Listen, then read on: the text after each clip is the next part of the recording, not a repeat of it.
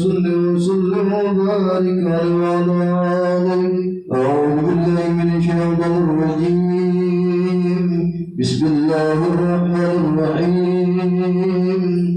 إنا فتحنا لك فتحا مبينا ليغفر لك ما تقدم من ذنبك وما تأخر ويحكم نعمته عليك ويهديك صراطا مستقيما وينصرك الله نصرا عزيزا وقد جاءكم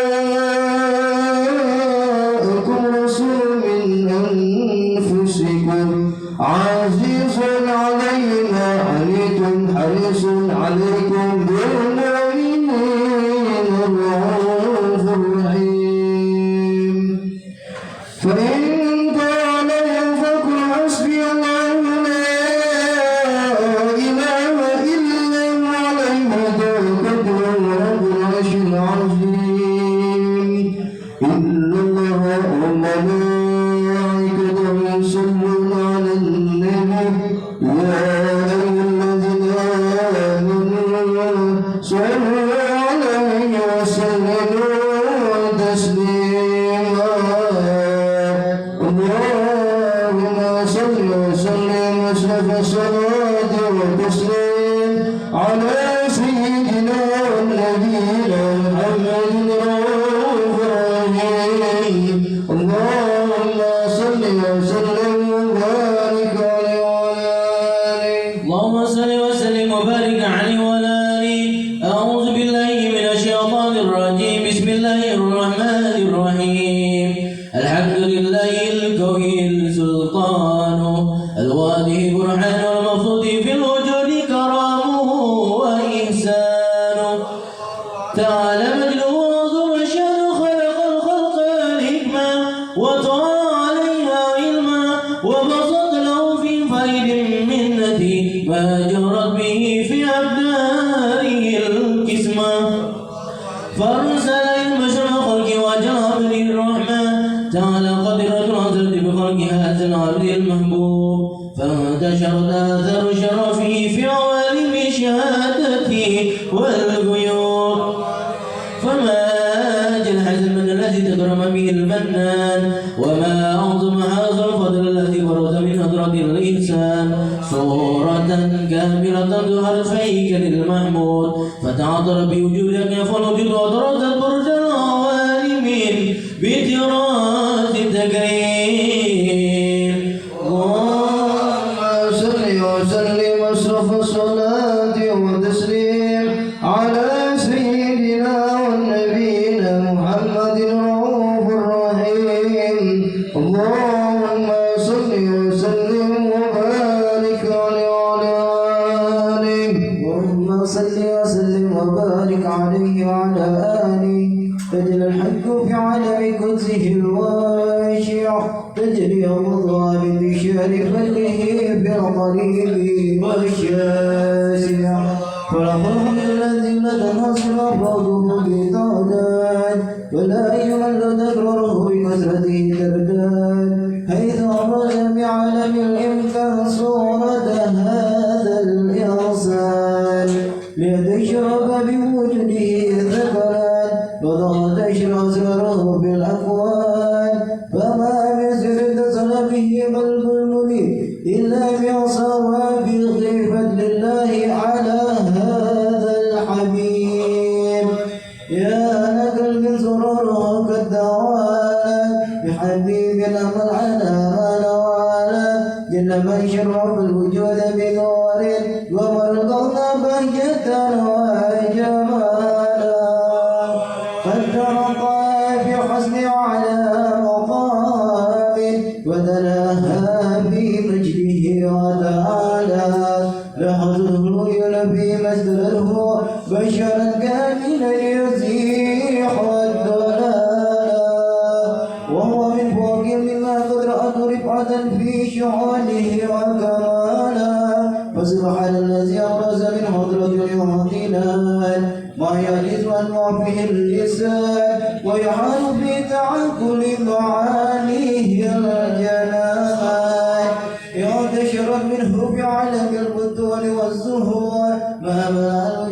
وألقي النور فتبارك الله من إله كريم بشرتنا آياته بالذكر الحكيم ببشارة لقد جاءكم رسول من أنفسكم عزيز عليه ما عنتم حريص عليكم بالمؤمنين رؤوف رحيم ومن فاجته هذه البشارة وتركها بقلب سليم فقد هدي إلى صراط مستقيم اللهم صل وسلم أشرف صلاة وتسليم على سيدنا ونبينا محمد الرؤوف الرحيم اللهم صل وسلم وبارك على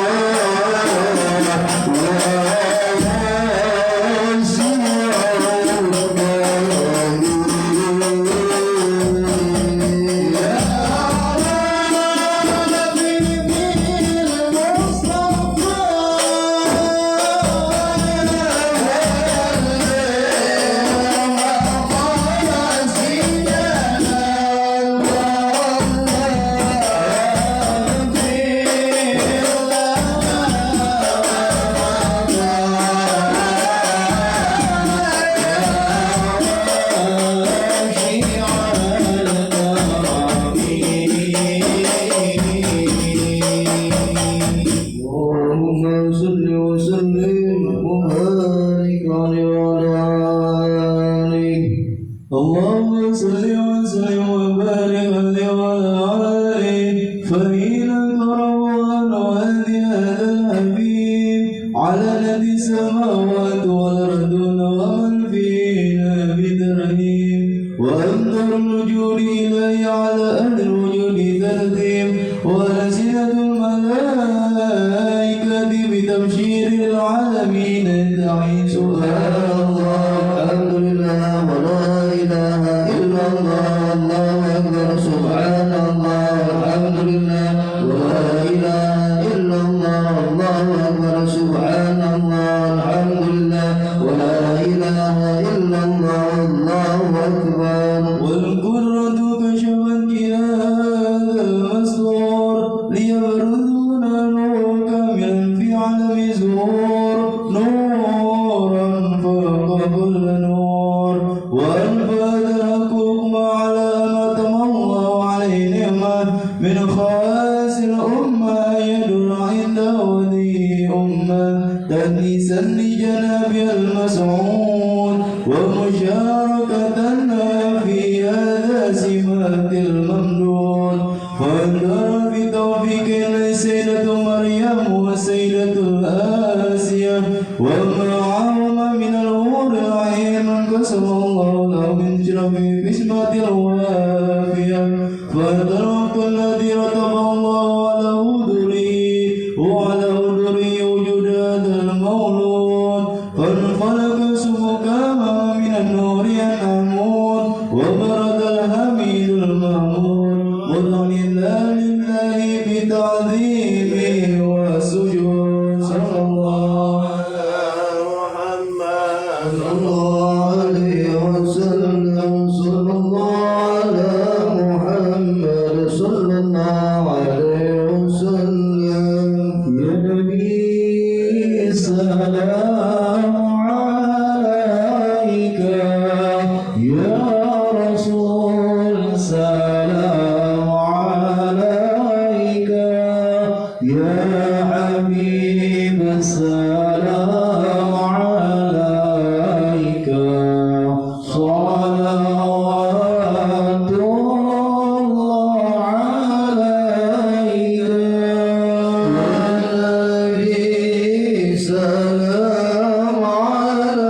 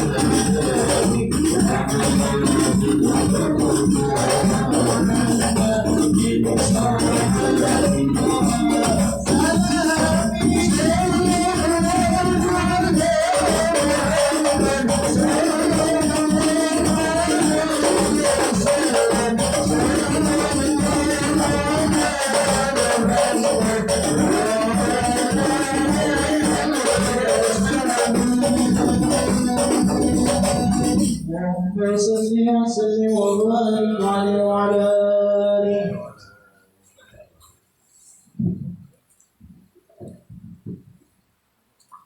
Demikianlah pembacaan riwayat baginda Rasulullah SAW. Mudah-mudahan kita semuanya kelak di hari kiamat akan mendapatkan syafaatul uzma. Amin ya rabbal alamin. Untuk acara berikutnya itu pembacaan kitab. Insyaallah akan disampaikan oleh Ustaz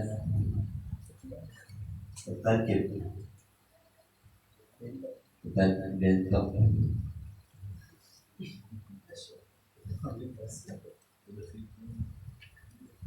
Yang berhubung beliau berhalangan hadir, kita lanjut acara berikutnya yaitu tausiah 5 menit yang insya Allah akan disampaikan oleh saya sendiri.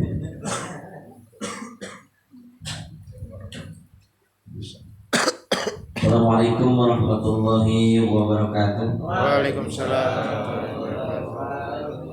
Daun salam, daun saga.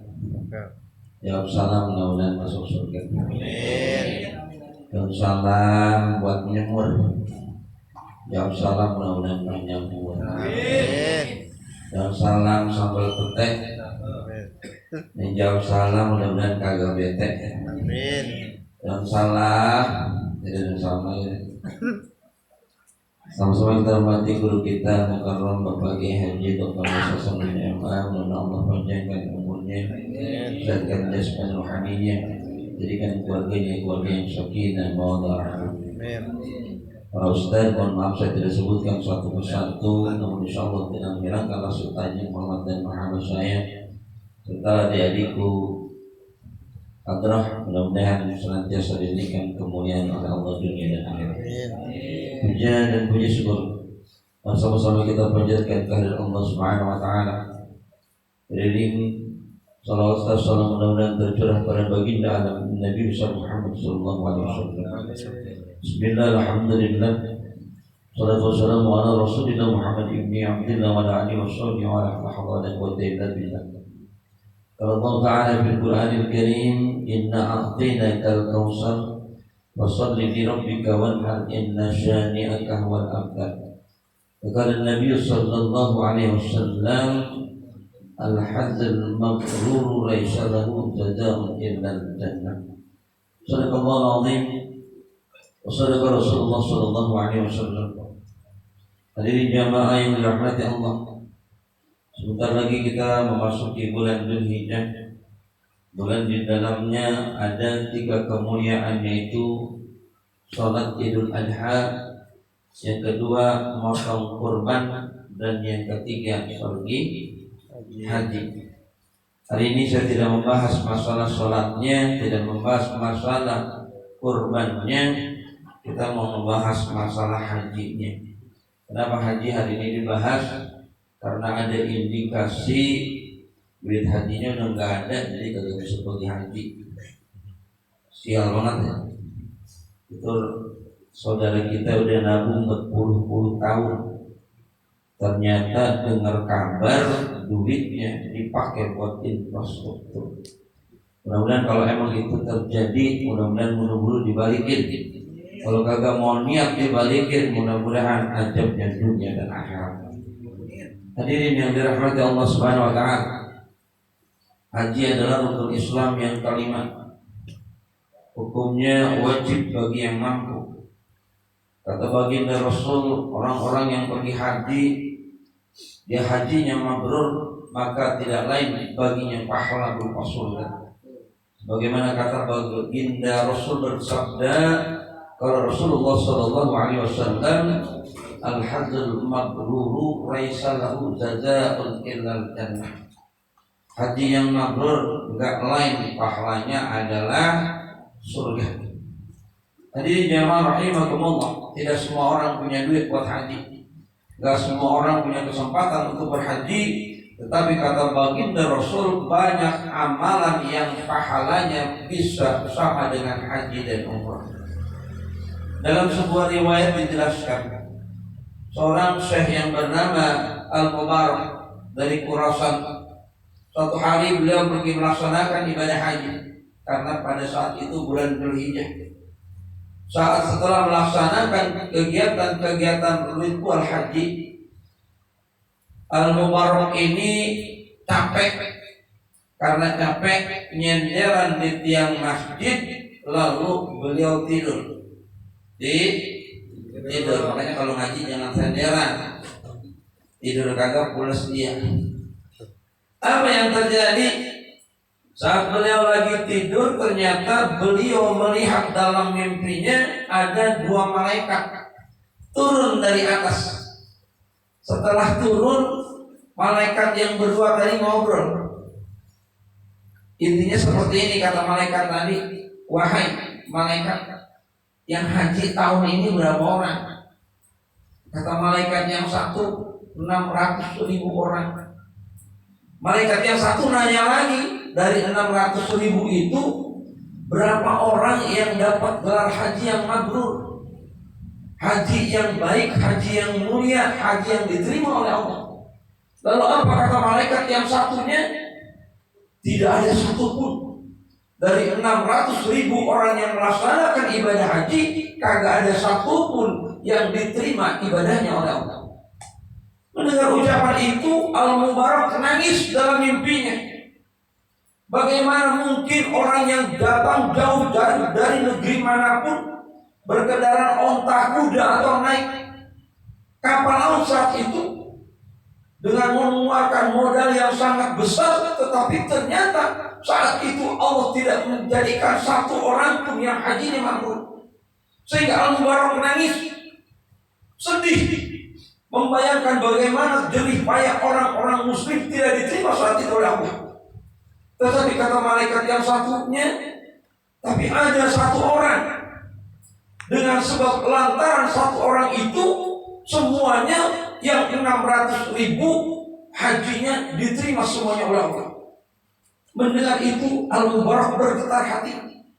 Malaikat yang tadi nanya lagi, siapa beliau? Kenapa orang nggak pergi haji, tapi sebab lantaran seorang itu 600.000 orang yang haji saat itu diterima perhajinya oleh Allah Subhanahu wa taala.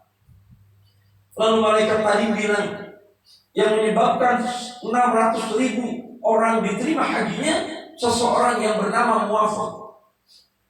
Beliau adalah seorang tukang ngesol sepatu di Damaskus. Mendengar itu, tiba-tiba Al-Mubarak terbangun dari tidurnya. Lalu penasaran, selesai melaksanakan ibadah haji, Al-Mubarak melanjutkan perjalanannya ke Khurasan, ke Damaskus. Di sana dia nyari, dia tanyain mana sih yang namanya Muwafaq, yang tukang ngesol sepatu. Setelah berjalan berhari-hari, lalu ketemulah beliau ada di pinggiran kota seseorang yang kerjanya ngesol sepatu.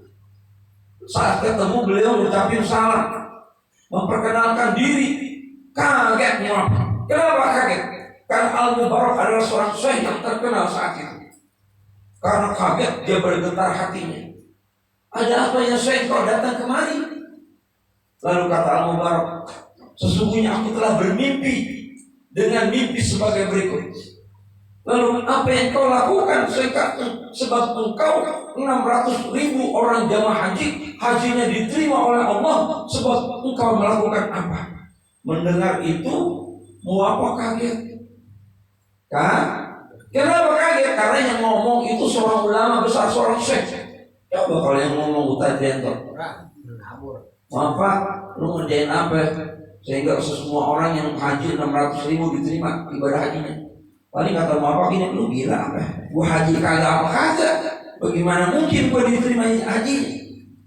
Tapi karena yang cerita itu adalah seorang yang ulama besar, pingsan Muwafaq. Kenapa? Saking gembiranya. Setelah dia sadar, Muwafaq nanti ditanya, apa yang kau lakukan sehingga Allah begitu sayang kepadamu, begitu cinta kepadamu, dan sebab lantaran engkau maka 600.000 jamaah haji diterima hajinya.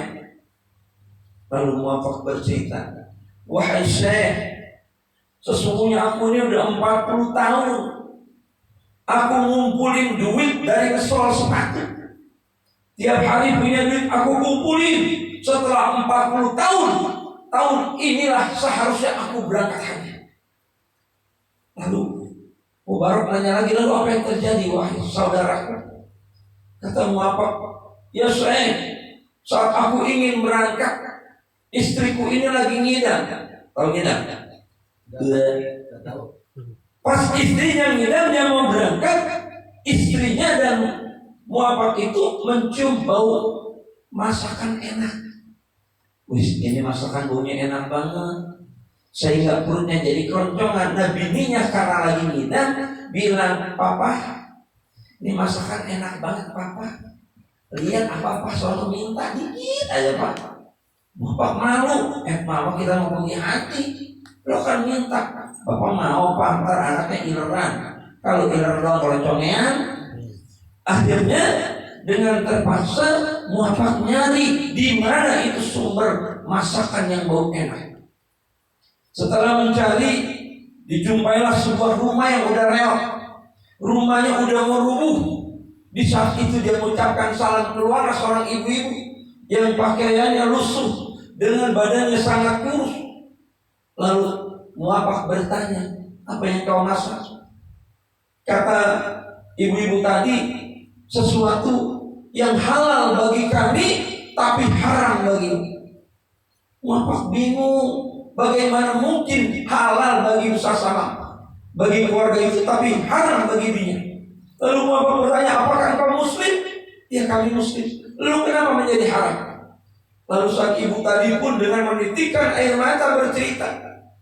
Apa ceritanya? Wahai saudaraku, aku sesungguhnya seorang janda yang punya anak 3. Anakku kecil-kecil, udah 3 hari kami gak makan. Karena gak makan, lalu saya pribadi setiap hari pergi ke pasar. Ngapain? Minta tolong sama orang untuk disuruh kerja. Tapi ternyata gak ada yang mau terima saya. Mungkin karena badan saya kecil, mungkin karena saya kurus, sehingga gak ada orang yang mau memperkerjakan saya. Saya pulang, anak saya nangis. Besoknya pagi saya berangkat lagi ke pasar, saya pulang lagi, anak saya nangis. 3-tiganya nangis. Kenapa? Udah 3 hari gak makan. Lalu pada hari yang ketiga, saat pulang dari pasar, aku melihat ada seekor keledai yang mati, ada bangkai keledai. Lalu aku pulang, aku ambil pisau, aku potong daging. Maka daging keledai itu halal bagi kami, karena anak-anak kami kelaparan. Sedangkan engkau haram bagi kami. Mendengar cerita itu, nangis Muhammad saudara. Kenapa nangis? Ternyata saat dia ingin pergi haji, ada tetangganya yang kelaparan. Maka dia pulang, dia ceritakan pada istrinya, wahai istriku, sesungguhnya ada tetangga kita kelaparan. 3 orang anak yatim beserta istrinya, ibunya yang janda. Lalu mendengar cerita itu, istrinya Muhammad pun menangis. Lalu apa kata istrinya? Wahai ayah, berikanlah uang yang kau ingin berangkat haji untuk keluarga tadi. Maka istrinya Muwaffaq beserta Muwaffaqnya masakin enak, lalu dibawalah uang beserta masakan enak kepada ibu janda beserta anaknya. Tetap ucapin salam, dikasih makan. Lalu uang yang seharusnya Muwaffaq pergi haji diserahkan bulat-bulat kepada janda beserta anaknya. Apa katanya? Wahai ibu, sampai disinilah mungkin haji saya. Inilah haji saya.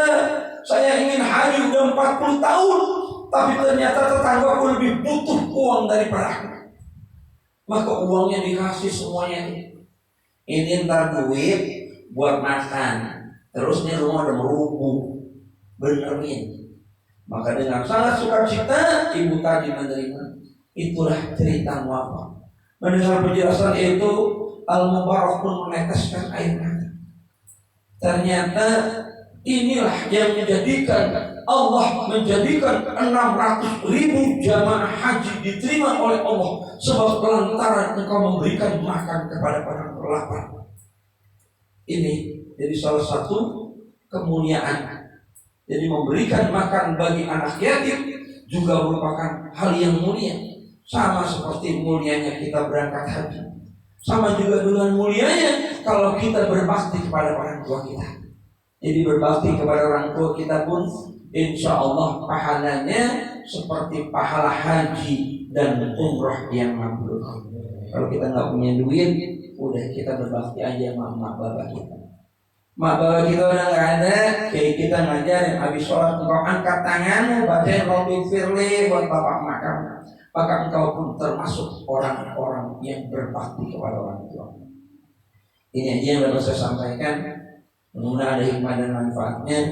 Intinya adalah kita juga kudu peka terhadap masyarakat di sekitar kita. Khawatir kita duitnya banyak, ternyata tetangga kita ada yang kelaparan. Mudah-mudahan di bulan ini kita semuanya diberikan kemuliaan oleh Allah Subhanahu Wa Taala.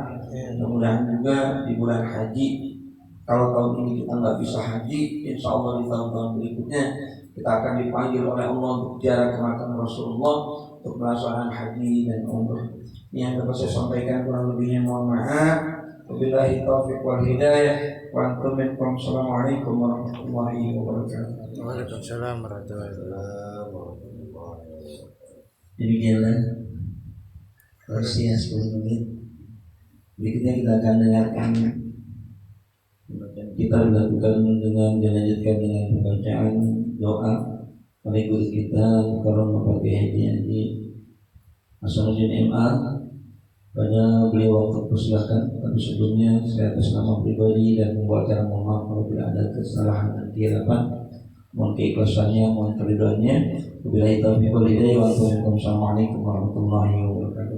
Sallallahu alaihi Muhammad.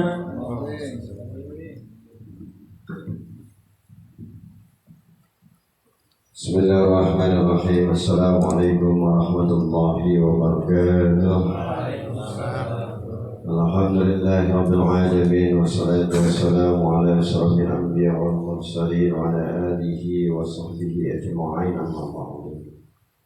Segenap para jamaah yang dirahmati Allah Subhanahu wa taala, puji dan rasa syukur mari sama-sama senantiasa kita panjatkan kehadirat Allah Subhanahu wa taala. Salawat dan salam kita sampaikan kepada Nabi kita Muhammad sallallahu alaihi wasallam. Mengiringi daripada kajian kita, mari sama-sama kita awali dengan membaca suratul Fatihah dengan harapan dosa-dosa kita diampuni oleh Allah Subhanahu wa taala. Dosa orang tua kita, guru-guru kita, orang tua kita yang hidup diberikan keberkahan oleh Allah Subhanahu wa taala. Orang tua kita yang sudah tiada dijadikan kuhunnya Allah min riyadil jannah. Urusan kita, pekerjaan kita, usaha kita, bisnis kita, aktivitas kita diberikan pancaran Allah Subhanahu wa taala. Kesulitan, problema, masalah yang kita hadapi saat ini diberikan jalan keluar oleh Allah Subhanahu wa taala. Dan harapan pula agar saat kita sakratul maut dimudahkan oleh Allah Subhanahu wa taala. Dan bila kita meninggalkan alam dunia ini, dimatikannya kita dalam husnul khawatimah. Ila sababi min asyabina wa zulina maulana Muhammadin sallallahu alaihi wasallam wa alihi wa sahbihi wa zurriyyatihi wa muhibbihi wa syia wal awliya wal bawiz wa dharil awliya syarul qadir jilani bila Yesus al-marhum al-marhum. Sebutkan orang tuanya, kakinya, keluarga yang sudah tiada.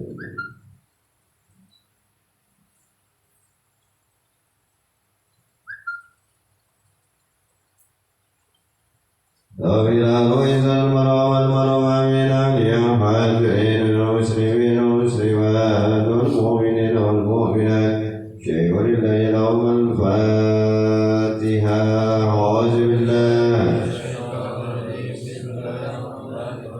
Alhamdulillahi rabbil alamin, arrahmanir rahim, maliki yaumiddin, iyyaka na'budu wa iyyaka nasta'in, ihdinas siratal mustaqim, siratal ladzina an'amta 'alaihim ghairil maghdubi 'alaihim waladdallin. Amin. Para jemaah yang dirahmati oleh Allah Subhanahu wa taala, telah sama-sama kita mendengarkan tausiah yang disampaikan oleh Ustaz Zainal Arifin Semoga ini menjadi motivasi kita untuk selalu beribadah kepada Allah Subhanahu wa taala dengan satu wadah, yaitu daripada sedekah. Karena dengan kita sedekah, kita peduli terhadap anak yatim, terhadap para duafa, orang-orang yang lemah, semuanya insyaallah ini akan menjadi cahaya, yaitu pada saat kita memasuki daripada alam kubur kita. Amin ya rabbal alamin. Jamaah yang dirahmati oleh Allah Subhanahu wa taala, bahwa Allah Subhanahu wa taala yaitu membenci daripada orang-orang yang suka hanya bersumpah, berjanji, namun mereka tidak melakukannya.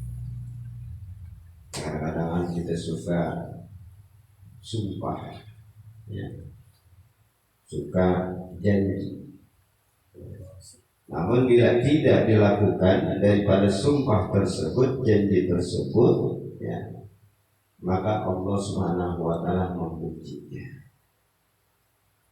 Maka Rasulullah sallallahu alaihi wasallam menjelaskan di dalam hadisnya. Qala Rasulullah sallallahu alaihi wasallam, arba'atun yubghiduhumullah ta'ala. Yaitu ada 4 perkara, ya, atau 4 orang yang dibenci oleh Allah Subhanahu wa taala. Mana di antaranya? Yang pertama, al-bayya'ul khalaf, yaitu menjual yang banyak bersumpah. Ini kadang-kadang kita orang jualan, ya, kadang-kadang banyak sumpah, ya. Kadang-kadang ada orang contoh, ya, dibeli jeruk 1 kilo modalnya 5.000, ya. Terus ada orang nawar 6.000. Oh Pak, tadi aja ditawar 7.000, saya belum jual. Padahal kagak ada yang nawar. Itu Allah benci, ya. Kenapa? Karena sudah mendustai dirinya, mendustai Rasulnya, mendustai daripada Allah Subhanahu wa ta'ala. Ya. Kelihatannya sepele, tapi dosanya besar.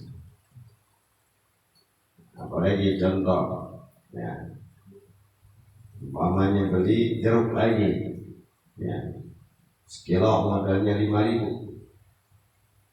ada yang nawar 6.000. Waduh Pak, kalau 6.000 saya belum, ya, ada untungnya, modalnya aja, ya, belum dapat, gitu. Bohong enggak lah? Hari itu sumpah tuh. Padahal modalnya 5.000, ada tawarnya 6.000, berarti udah dapat untung. Dia bilang belum dapat. Allah benci mau orang yang sama saja.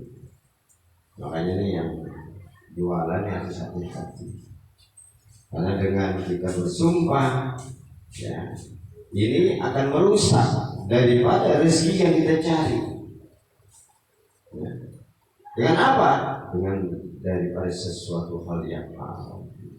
Yang tadinya halal bisa jadi, ya. Ustaz, emang kalau boleh cari untung yang gede? Boleh.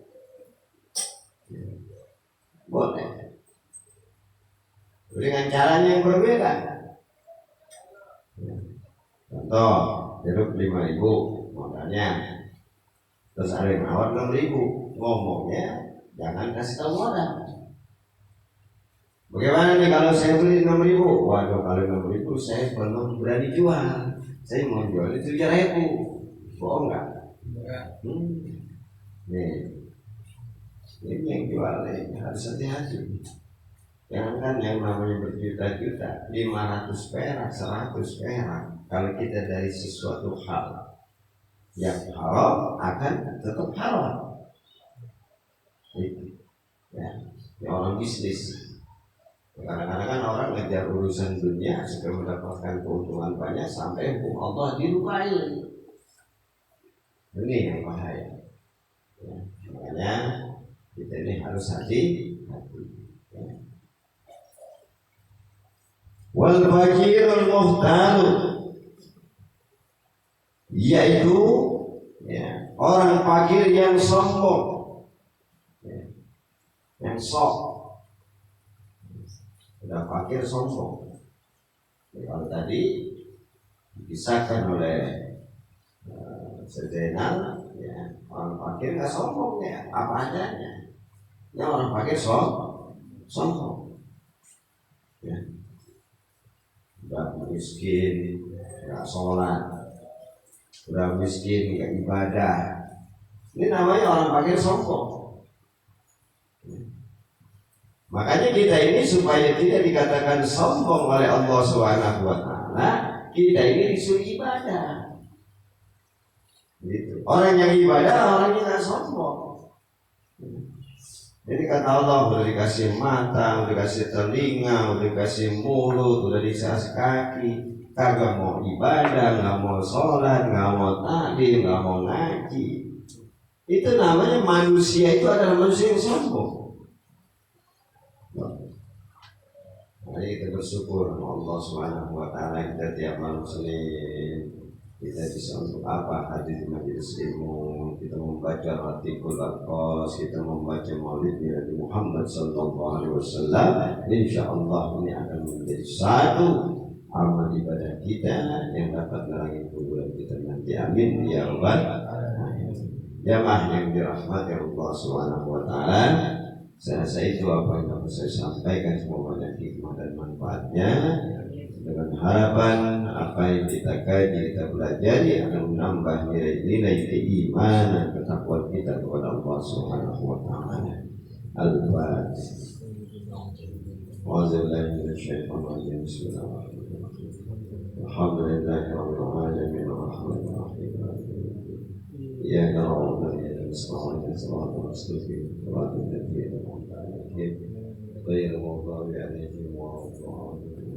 قال النبي صلى الله عليه وسلم أفضل ما قلت أنا والنبيون من قبل لا إله إلا الله لا إله إلا الله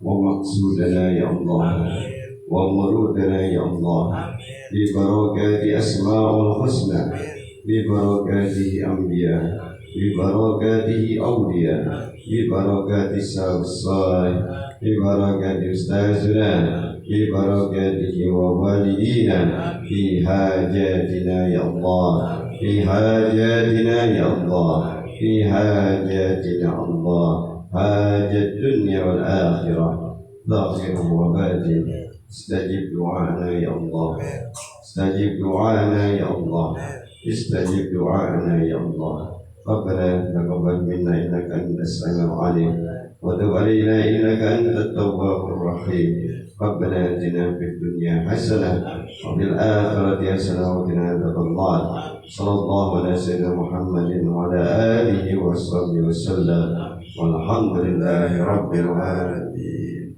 يا أرحم الراحمين يا أرحم الراحمين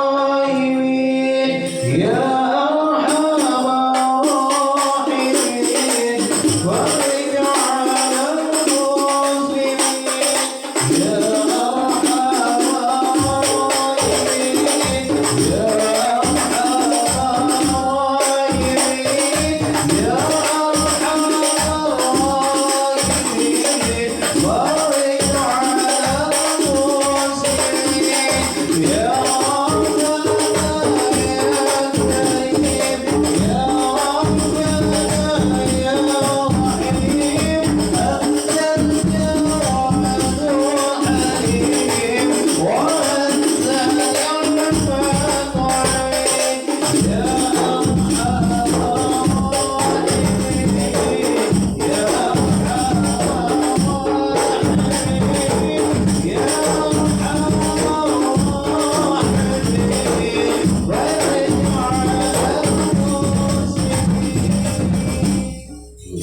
apa yang saya sampaikan sebelum diakhiri dengan salam untuk taklim malam Senin besok sebagai pembawa acara Ustaz Binto untuk tausiahnya Ustaz Agus Abdullah untuk malam Senin besok. Siap, dan untuk besok malam seperti biasa dan khutbah bagi para kader-kader dan juga untuk malam Kamis besok ya sesuai dengan jadwal seperti biasa kita zikir Asmaul Husna dan selawat Nadia. Namun untuk malam Kamis besok selawat Nadia dan selawat Bati Asmaul Husna kita di Keramat Luar Batang di Husein bin Abu Bakar Idrus. Jadi diupayakan Isya sudah sholat di sini ya. Kita konvoy bareng-bareng naik motor ya.